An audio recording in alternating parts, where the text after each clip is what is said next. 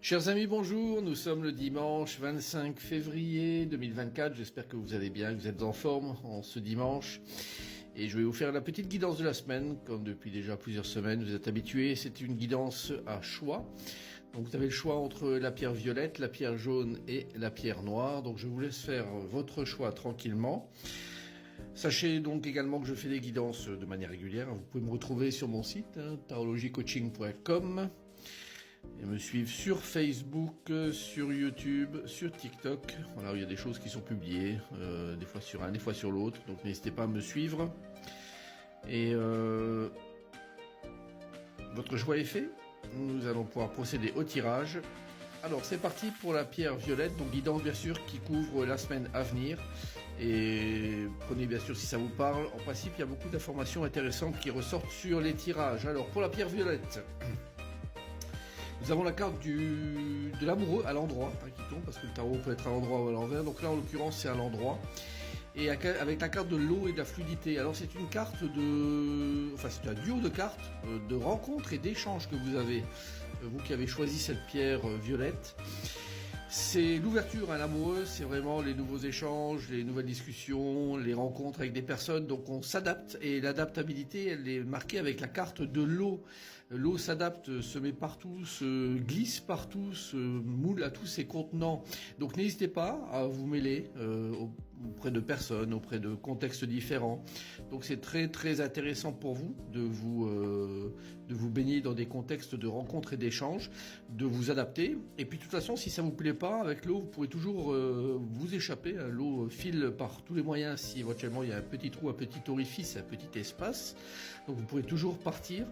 Éventuellement même vous évaporer si ça ne vous plaît pas. Donc, mais je pense que c'est plutôt quelque chose d'intéressant pour vous qui ayez pris la pierre violette.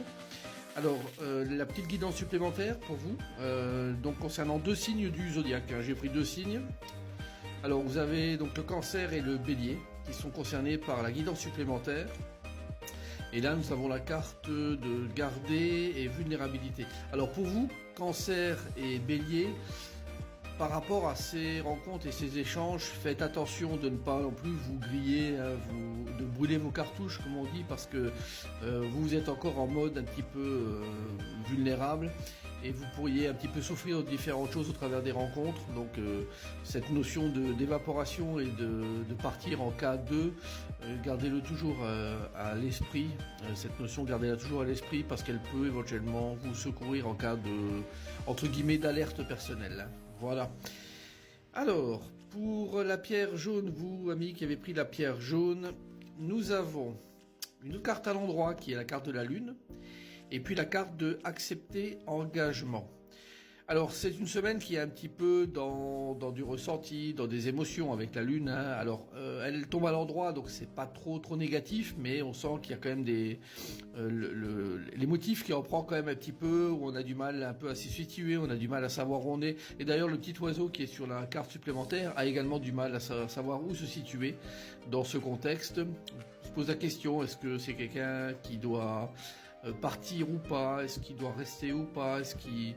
Voilà, c'est un petit peu besoin de prendre l'air, on va dire, cet oiseau-là, derrière un fond d'engagement et d'acceptation.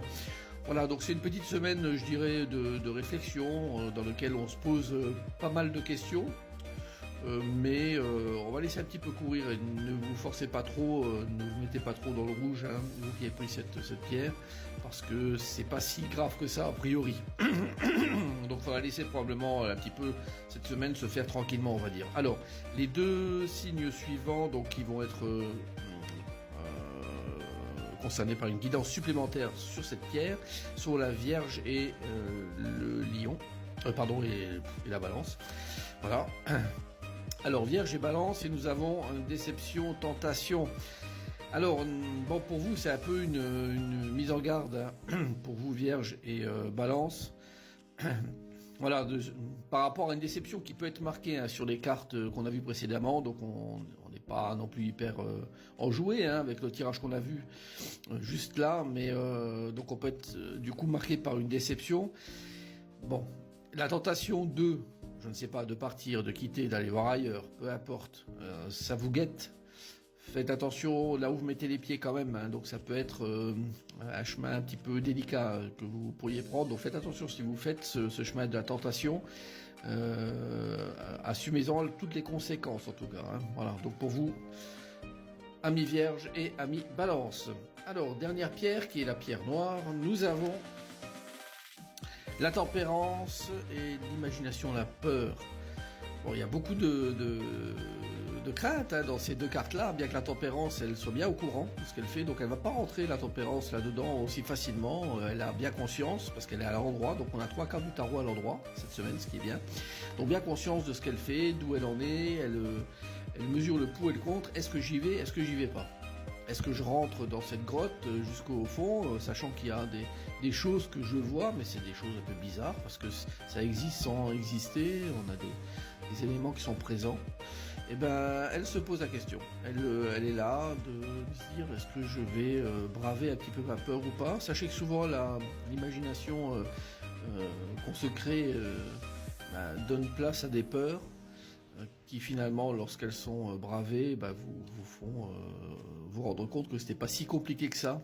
D'accord, donc prenez quand même ça en compte et bien sûr décidez en tant que tempérance à l'endroit avec toute votre tête et tout votre discernement ce que vous devez faire, hein. Donc il n'y a pas de problème avec cette carte à l'endroit. Alors les deux signes impactés en plus par une guidance sont le Verseau et le Taureau.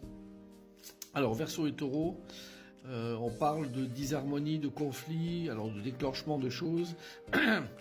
Alors, sachez que vous, donc Taureau et Verseau, vous pourriez rentrer sur un chemin un petit peu au travers de ces réflexions, de cette hésitation, de cette tendance à peser le pour et le contre sur les choses. Vraiment de rentrer dans une notion de conflit avec quelqu'un, c'est possible, mais en fait, bon, ça... Pour vos cartes qui ont été tirées juste avant, c'est quand même positif. Il n'y a pas trop à tergiverser. Il y a quand même du bon à prendre là-dedans. À mettre, je dirais, en valeur ou en évidence plutôt. En évidence quelque chose qui pourrait être éventuellement non dit, peut-être caché, qu'on ne voudrait pas se révéler à soi ou aux autres. Donc vous pourriez rentrer un petit peu dans cette notion un petit peu de disharmonie, de la mettre en avant. Voilà, donc j'espère que cette guidance va vous parler et puis je vous souhaite en tout cas une très bonne semaine. À très bientôt, au revoir.